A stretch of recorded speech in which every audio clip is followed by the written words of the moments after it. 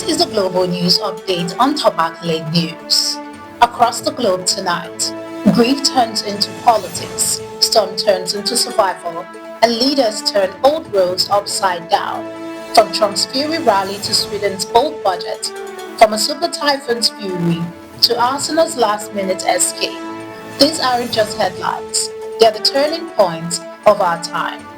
For headlines, Trump hails Charlie Kirk as Martyr at Arizona Memorial Rally.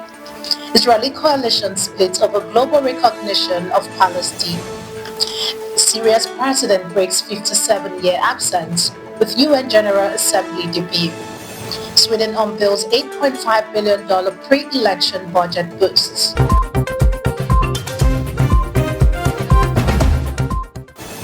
We begin tonight in Arizona, where grief and politics collided under one roof, a memorial of Charlie Kirk that became both a prayer service and a partisan battlefield.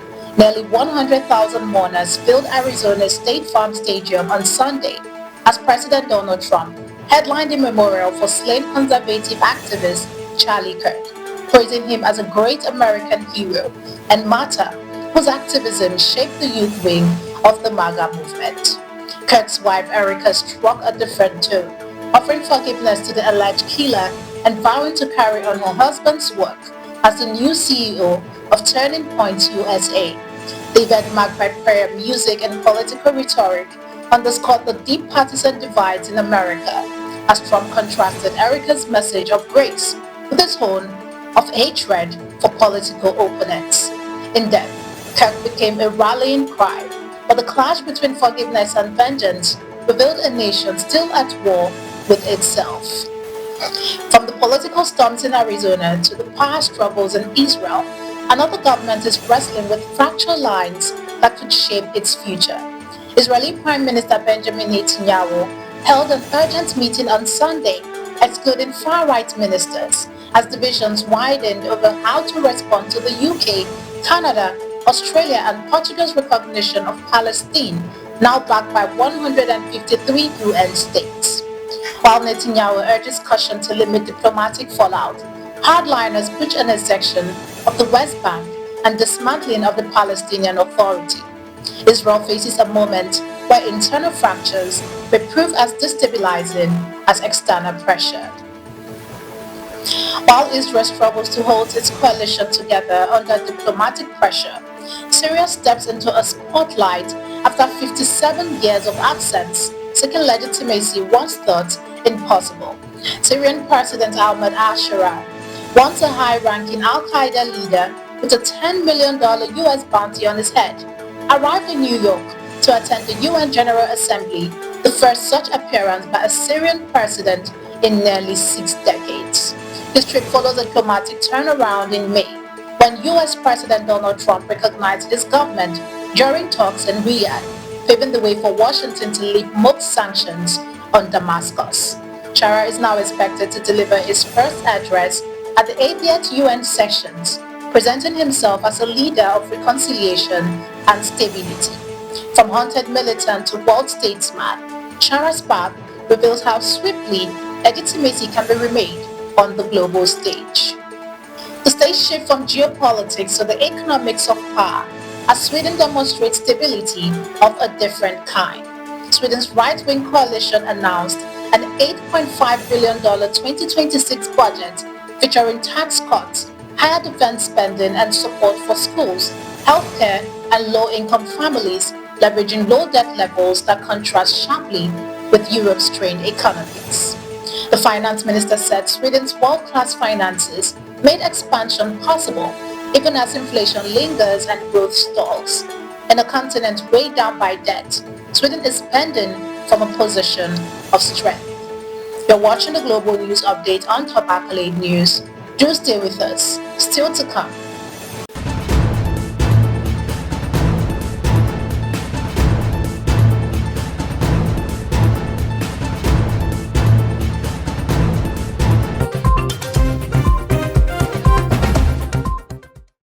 Thanks for staying with us. In Australia, a phone network silence became deadly when millions lost their lives to emergency services. Australian officials have warned Optus of significant consequences after a 13-hour outage left millions unable to reach emergency services, with at least 3 confirmed deaths and a possible fourth linked to failed 000 calls. More than 600 emergency calls failed across multiple states, yet the company waited 40 hours to notify the public and regulators, sparking outrage.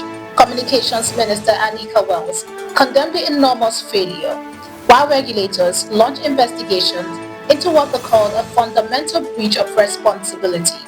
Optus CEO Stephen Wu apologized, admitting the company mishandled alerts and customer complaints.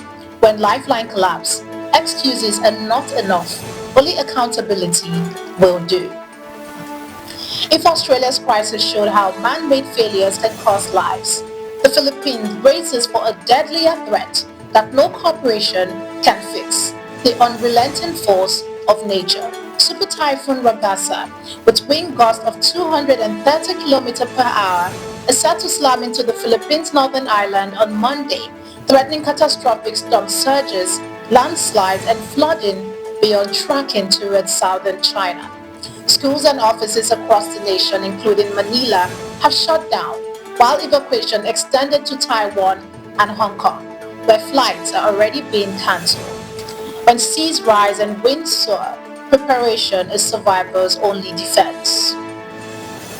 In Glasgow, even Spider-Man himself proved that heroes aren't immune to real-world mishaps. Tom Holland, the 29-year-old star of Sony's Spider-Man franchise, was briefly hospitalized after a stunt mishap on the Glasgow set of Spider-Man Brand New Day, sustaining a mild concussion before being cleared to resume work in a few days. The new trilogy's opening chapter, reuniting Holland with Zendaya and Jacob Batalon, is set to release in July 2026. With Holland has already endured on set knocks before. This marks the first hospitalization as Spider-Man. And finally in sports, Martinelli's 93rd minute goal earns Arsenal 1-1 versus Man City. Gabriel Martinelli's 93rd minute lob salvaged a point for Arsenal after Erling Haaland's early opener gave Manchester City control in the tense Premier League clash at the Emirates, leaving the Gunners 5 points adrift of leaders Liverpool. In a game where City recorded the lowest ever possession under Pep Guardiola, Arsenal's persistence paid off late, proving that even champions can be dragged into unfamiliar battles. And so the stories and where they began, with power, resilience and choice. Whether it is a nation preparing for a storm, a widow offering forgiveness, or a football club refusing defeats, the lesson is the same. History doesn't wait for permission, it tests us. And the measures of our moment is how we answer back. I am Ojorumi Okocha. Do have a wonderful day and keep watching the global news updates on Top Accolade News.